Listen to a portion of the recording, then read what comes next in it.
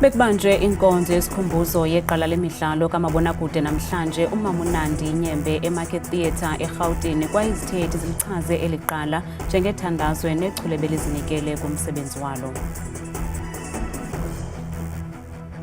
Abaqhubi beteksi eKapa nabaphantsi kwekhatha bathi boyikisela ubomi babo ngenxa yodubulo oluqhubekayo noluphathelene nokuthwa-kuthwano ngemisila ephakathi kweSomerset West eMfuleni kunye neKhayelitsha.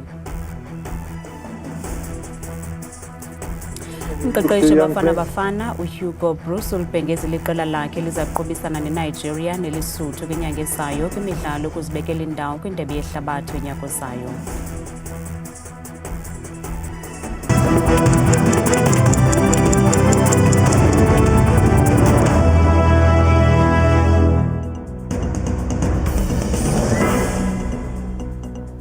Sinamkele kwindaba zethu andambe ndodwa andamba nophumza sikhumba noyitolikyo lwezandla Botani Mzontsundu. Ufunyenwe umzimba wenkwenkwane beneminyaka emihlanu uNtobeko Simphiwe Xaba wasemlazi eThekwini kwiphondo laKwaZulu-Natal. Amapolisa anqinile kuba kuye kwabanjwa omrhanelwa ngesi siganeko kwaye sithetha nje akwindawo yeqhwayelo. Namhlanje bekubanjwe inkonzo yokuqala emswaneni yeqala lemidlalo kamabonakude uMamunandi Nyembe eMarket Theatre eGauteng. Le nkondekazi isweleke ngempelaveki neminyaka engama-75 ubudala emva kokujijisana nengulo ixesha elide. Amagcisa achaze eliqala njengethandazwe nechule belizinikele kumsebenzi walo. Mfihlakalo yezulu sithunywa esikhulu sithunywa sentaba ephendayo. Umama uNandi Nyembe ubengumdlali kamabonakude ombele ubhonxileyo lulwazi nokukhalipha kwezobugcisa. Noko kunjalo ebehlangabezene nemingeni kodwa eqobisana nayo ngobunono. Ngamazwi ezithethi ezibalise ngobomi bakhe kule nkonzo yokuxwala emswaneni lawo. Mamnandi was more than an actress. She was a storyteller, a trailblazer, and a beacon for many who dared to dream of making their voices heard through performance. She will give you hard competition. And till today, I have not seen one. Mamnandi was one of the most loving and giving people I have ever known. What stands out for me is how rich she was in storytelling. Abasebenze naye bakwamxele njengenhlanzi yokukhanya koxa bakhe nobubele bakhe obulilifa kubo. Through 3 record-breaking hit seasons of the show, I saw you dance with such grace and mastery of your art. Like a flame in a dark room. You're such a great human being to be around, a great role model, and you made me a better director. Kambe isebe lezobugcisa inkcubeko nemidlalo lidize ukuba le nkondekazi yakwaNyembe ibishiya umzila kuwo onke amabali edlala kuwo. Through each medium, she brought characters to life with authenticity and depth that left indelible mark on audiences. The tributes since her passing reveal the breadth of her impact. Xeshikwenu Lerato Mvelase ikhafu lamadangatya nje emveni kwentetho yesebe ngelithi ukubhiyoza kweli sebe namagcisa makuphele ngale mini yesikhumbuzo sikaMamunandi. Mr. Sibusiso, I urge you to let the minister know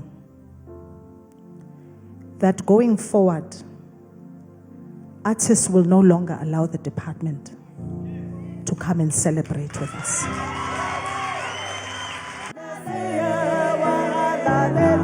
Ekugqibeleni ikhwelo libe linye lelokubongoza urhulumente ukuba athabathele ingqalelo amagcisa neemfuneko zawo esaphila. Eli qalakazi liza kubekwa kwikhaya lokuphumla ngoMgqibelo.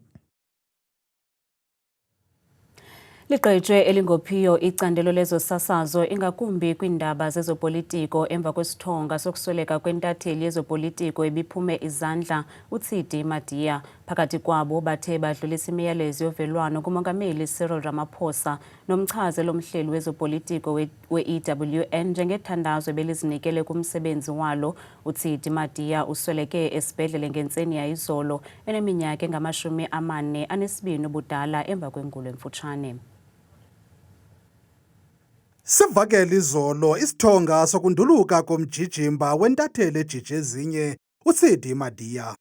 Ezindaba zokusweleka kaTsidi zishiya uninzi lwabemi beli bothukile. Ukanti oogxa bakhe bamchaze njengekroti ebelinenduma ezingaphambili. If you've interacted with Tsidi, you couldn't help but love her for her honesty, for her integrity, for her ability to look you in the face and say whatever she thought about whatever was on the table to discuss.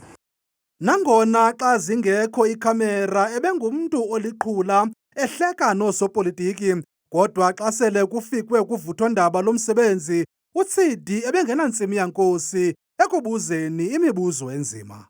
She'll pursue the truth regardless of who's on the other side of the mic, and that's what this country requires. You know, sometimes people come with their fancy titles and whatever. There's a level of deference that's given to them, and the questions that they are asked aren't exactly what they should be asked, but not with Tsidi. Kwinyanga ezimbalwa ezidlulileyo, uTsidi wayese-Oval Office eWashington, nalapho wayesasaza khona ngqo intlanganiso phakathi komongameli Cyril Ramaphosa nomongameli waseMelika uDonald Trump, nekulapho wathunga bebandla kwalunye lodliwano-ndlebe lwakhe. Farmers are not being targeted, or white farmers are not being killed. Why are so many who have big land holdings willing to give up their entire lives to come to America? Where are they? Show them to me. We had them land. Those 49 people are not farmers. There are plenty of reports from South Africa that many of those are not farmers. Those are chances. uTsidi nguye kuphela intatheli eyaba nenyweba yokuba nodliwano-ndlebe olukhethekileyo nomongameli Cyril Ramaphosa phambi konyulo lukazwelonke lwango-2024. Hamba uye kuphumla ke ntombi kaMadia, usihombisile wasenza abantu ezizweni ngenquleqhu yakho sithi ngamana. Abahlali kwilokishi yaseBarberton kwiphondo laseMpumalanga bathathele umthetho ezandleni ebutsheni bale veki ngethuba behlasela ze batshisa abarhanelwa kwityala lokubulala kule ngingqi. Ngomvulo wale veki amalungu amathathu osapho lakwaMadontsela adutyulwe ze abulawa ngethuba abarhanelwa bengena ngetshova kwishishini lowasetyhini oneminyaka engama-43 benyanzelisa ukunikwa imali kunye notywala. Kwehle iselegu kwingingqi iphumula kwilokishi yaseBarberton eMpumalanga. Ngokwengxelo yabahlali, isithathu sonqevu simbonzeleke kwikhaya nekuqhutywa kulo ishishini lokuthengisa utywala. Nalapho kudutyulwe ze kwabulawa amalungu osapho ngethuba enyanzeliswa ukuba akhuphe imali kunye notywala. We've got 3 people that were attacked by members of the community as well as torched. So they were killed on Monday. This was an act of vigilantism where people were taking the law into their own hands after the incident that we were alluding to. So what we are calling for the community is for them to work collaboratively with us. Usapho olunxungupheleyo luvakalise ukudana ligalelo lamapolisa ukuza kuthi ga ngoku. Sibuhlungu kakhulu emoyeni ngoba thina sicabanga ukuthi simphakathi sivikela ngiyomaphoyisa bekumele ete atosupporta asibude ukuthi kuchube kanjani. So since that time azange babuye batosichecka, so siyabona ukuthi hayi live lonakele kude bani labasingathile emaphoyisa awayidlala inzima yawo. Labalimate e-community bantu labahlala lana velele bathi bayahlupha kakhulu ngangekuthi nemphakathi ukujabulele lokho. So naye lo ntombatane asmart kumbona. Siva buhlungu nje nasesimntwana lomncane lo-19 ngoba mncane vele ukuthi bekangenwe yini azende bugebengu busathane lobungaka. Kumbonto wangukuthi umhelo akawada smart. Sibhlungu kakhulu. Ene kwayena utibulalele kusasa lakhe lomntwana. Kusazojoyina impilo ebugebengu kwende njani asathi. Kungiloko nje kokuthi babantu velele kuthiwa bayahlupha la kuleli vela seBarberton. Kumaxhoba kubhubhe uLina Madontsela nonyana wakhe uLucky Madontsela ngethuba intombi yakhe eneminyaka eli-12 isachache sibhedlele. Abaqhubi beteksi eKapa phantsi kwekhatha bathi boyikisela ubomi babo ngenxa yodubulo oluqhubekayo noluphathelene nokruthakhruthwano ngemizila ephakathi kweSomerset West, Emfuleni kunye neKhayelitsha. Sele kusweleke abantu abahlanu kolu dushe loonoteksi kwaye akukabikho sisombululo ngale ngxaki yale mizila. Akukabikho sisombululo ngokuphathelene nodushe oluqhubekayo phakathi koonoteksi ukususela ekuqaleni kweveki. Iindawo eziquka iPhilippi East, iMakhasa, iKhayelitsha kunye neLwandle zigutyungelwe zingxwabangxwaba. Lo mbhodamo uqatsele kangangokuba kunyanzeleke ukuba amapolisa ayivale irenki yaseSomerset West izolo. Ikhodetha ithi le ngxabano iqale emva kongavisisani ngokwenkqubo yemizila. Kubekho ukruthakruthwano lweruti yaseSomerset naseStrand, apho amalungu kakhatha eStrand aye agxotha amalungu kaCodede eKhayelitsha. Yatsho loo nto yamosha umsebenzi ezi regions zimbini ebezithe zawenza ukugcina ucwangco kwezi ruti zimbini. Le mibutho ithi inkqubo yeendlela kaGap abayisebenzisayo ibinocwangco de eminye imibutho okanye amalungu kushishino lweeteksi athe athatha isigqibo sokungayithobeli. uGap system uyasebenzela. Sine-route ezisebenzayo nabo. uGap system edraft uyasebenza uGap system bayalayisha. Kodwa ke imbono zabo asiziphikisi, kodwa thina le mbono yethu kaGap system yoba masisebenzisane yiyona nto ndibona kuzo zonke ezi ndawo izasebenzela ukodlula lena into uba ngaba athi hayi mna ndiyazilayishela ndindedwa. Umbutho wamakomanisi kweli uthi izindululo zophando ngodushe loonoteksi olwenziwa ngo-2005 maziphunyezwe ukuze kusonjululwe lo mbhodamo.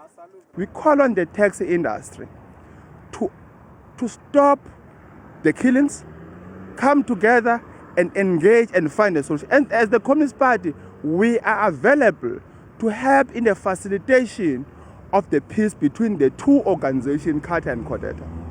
Le mibutho ilugxeke kabukhali udushe olubangele impanalokazi kule ndawo. Thina njengenkokheli besinganqweneli into kokuba abantu babaleke babheke emlweni ngaphezu kokuba xa bengavusananga bakhawuleze beze kwiiofisi zabo eziphezulu kuze ukwazi ukubizwa icala abangavananga nalo phantsi. Iziko lolawulo lweeteksi ephondweni kulindeleke ukuba liphande ngakuyo yomibini le mibutho ngokusilela kwayo ukuthobela imithetho ebekiweyo ngokuphathelene nemizila kwesi sixeko. Ingene kusuku lwesibini namhlanje inkomfa ejolise ekulweni nolwaphulo-mthetho lwamazwe ngamazwe ngakumbi awe-SADC, i-Interpol, African Regional nePaula ama-27 eKapa. Isithethe samapolisa kuzwelonke uFani Masimula uthe kugxininiswe ngamandla kumaqhina entsebenziswano kulwa ngakumbi nabenzi beziyobisi ezithutyeziselwa kwamanye amazwe. There is emphasis that we need to work together as a region in Africa, firstly as SADC and also as Africa. But also we need to work together with the rest of the global nation, because criminals, that's how they work. And because of the cyberspace that is quite accessible to everyone, crime unfortunately also happens through the cyberspace. And of course, as you are aware, we have a challenge with regard to drugs, not only us in South Africa, the rest of the world. Drugs transit in and out of countries, and we are not an exception to that. So we were looking at strategies in terms of how do we going to deal with drugs, not only concentrate on those that brings either a kilo or 5 kilo. No. We want to now we agreed to move forward to say, let's deal with the one who manufactures, the one who then distribute, and obviously the end product, the one that sells might not even have a product to sell. So that's how we want to evolve and concentrate. We know which countries these drugs be manufactured, and they are cooperating. We want to look towards working in that direction. Nangona sele isongwa inyanga yabasetyhini kodwa sileli jelo leendaba zethu asiyekanga uqaphela igalelo lamanina nadlala indima ephambili kuphuhliso lwelizwe. Namhlanje uThando Gumede noyintombi yasehluhluwe kwilali yakwaMnqobokazi KwaZulu-Natal usichazela banzi nge-AI robot yakhe uIris nencedisa abafundi kwizifundo zabo ukususela kugrade R ukuyokutsho kwizifundo zamabanga emfundo ephakamileyo. uThando Gumede uthi injongo zakhe zokuvelisa le robot uIris ukuncedisa abantwana besikolo ngezifundo zabo. Kwelinye icala uIris ukwasusa umthwalo womsebenzi kootitshala. Uthando uthi ootitshala mabathobe ixhala. uIris akazange uzokuthatha isonka sabo, koko uzokubancedisa. Uma ukuthi uIris usesikoleni, angithi unale screen esila esi-tablet. So kusho ukuthi iy'kole eno-Iris makuthiwa zinalawo ma-tablets babhalela kuyo vele uthisha uyaprepare wenze lesson plan mayizo eklasini. So ake sithi uprepare avele athi apreparele khona la ephepheni. I mean ukuthi Iris isithi into njengamanje le homework le classwork ade azoyibhalisa umntana sakabhala ku-tablet athi submit. Immediately submit iris uyayimaka. Bekhona futhi ukuthi abantwana babhalisa ama-homework abachazele kabanzi. Siya understand othisha nabo bangabantu bawo best futhi kulokho abakwenzayo. Ulwazi lole-AI robot uIris luphangalele kakhulu. Uyiphendula ngokupheleleyo imibuzo yabafundi. Ecotourism has generated thousands of jobs in wildlife management.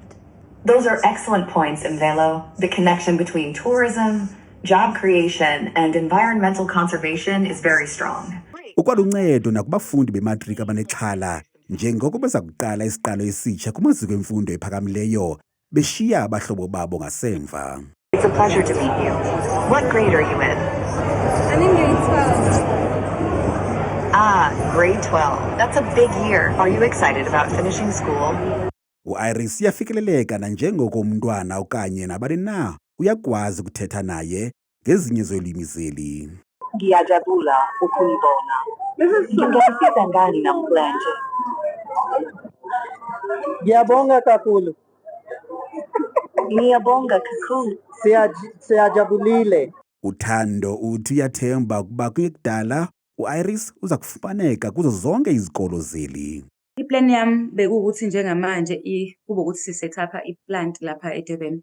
So ukuze sizokwazi ukuthi before the end of unyaka lo ungakapheli actually kube ukuthi sesiqalile siyakwazi ukuthi sinikezela ama-skill because uma siqala ukuthi sinikeze ama-skill ukuthi ukhandwa kanjani uIris mina myself ngizobafundisa abantu bakithi because inamandla ukubonakala ka-Iris nje yedwa kusho ukuthi nawe mase kufundisa uzokhanda uIris kuphela ikhona yona ndlela yokuphila leyo. Le ntombi yasehluhluwe kwilali yakwamqobokazi yathemba ukuba ilinge layo liza kukhuthaza abantwana abangamantombazana ukuba bakwazi ukwenza imisebenzi emikhulu xa lesele lifikile ixesha labo. Umqeqeshi weBafana Bafana uHugo Bruce ulibhengezele iqela lakhe linabadlali abangama-23 neliza kuqubisana neNigeria neLesotho kwinyanga ezayo kwimidlalo yokuzibekela indawo kwindebe yehlabathi eza kubanjelwa kwelaseMelika kunyaka ozayo. iBafana Bafana iza kusindleka iLesotho ngomhla wesi-5 kuSeptemba kwibala laseFreystata phambi kokuba yamkele iNigeria kwakweli bala linye kwisithuba seentsuku ezine emva koko. Baninzi ke abadlali abaselula ababizileyo uHugo Bruce kweli qela lakhe kwaye uthi unethemba lokuba baza kuwenza umsebenzi. I certainly look to young players. As I said already before, little by little we have to make the team younger for the future. And I think you have to see those selections of those young players and, on that side. I think they are good players, they are players with quality. Uninzi labadlali kweli qela ngabadlali beOrlando Pirates neMamelodi Sundowns kwaye bakhona nabadlali abangabatshakazi nabaquka umduduzi Shabalala weKaizer Chiefs. We have to give him a chance and we have the opportunity to give him a chance in this team because of players who are not there. So it's up to him now to grab this occasion with the two hands. Abadlali abafana no-Evidence Makgopa noKhuliso Mudau ababizwanga kweli qela kodwa nangona kunjalo uninzi labadlali basesusweni nabangaphambili ngabadlali ekudala bekho kweli qela.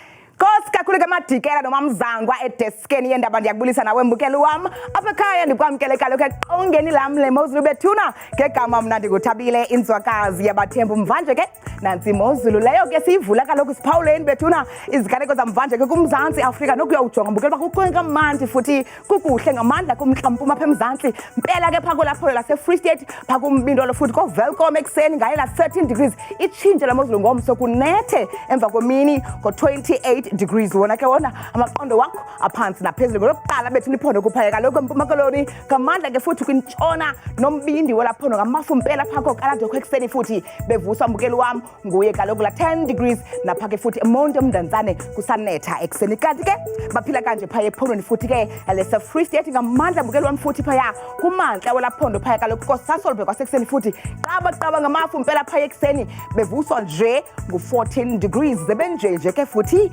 ephondweni liphaya entshona koloni mpela mbukele ekhaya futhi omafu mpela phaa kumazantsi nempuma yelaphondo njengaphaa kaloku eGeorge kwasekuseni futhi ngo-9 degrees efana nqwa ke phofu nase-Oudtshoorn ku-9 degrees kanti ke benjenje phaya ephondweni elizinze phaya eNorthern Cape ngamandla ke mbukeli wam futhi ke kwimpuma namazantsi welaphondo kooPriska kucwengile ekuseni phaya ngalo kaloku futhi elashumi nje elikhatshwa sisihlanu kanti nantsi imozulu phaya ephondweni lase-North-West ngomso wampela mbukele futhi ke kumbindi welaphondo ngamafu njengephi phaya komahikenge kwasekuseni kwakhona futhi kuhle ngo-12 degrees nango-10 phaya eKlerksdorp kanti ke benjenje ephondweni futhi eliserhawutini ngamandla ke mbukela futhi ke kwimpuma namazantsi welaphondo eSprings kwasekuseni futhi kucweke kamnandi naphaya emva kwemini komso beyivala beyisonga la mozulu futhi ngo-27 degrees nyuka nam apha ekhaya sijongokubanzi phaa futhi ephondweni eliseLimpopo mpela phaya futhi kumazantsi welaphondo bilabile ekuseni ngo-8 degrees napha kwintshona futhi koThabazimbi bevuswa ingqinana njengephi ngenxa yaso kaloku futhi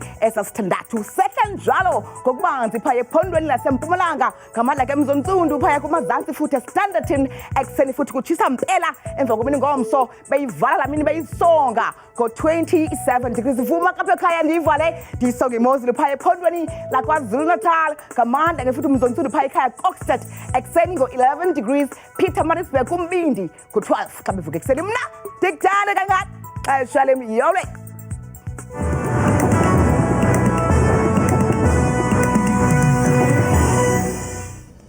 kamnandi mawethu.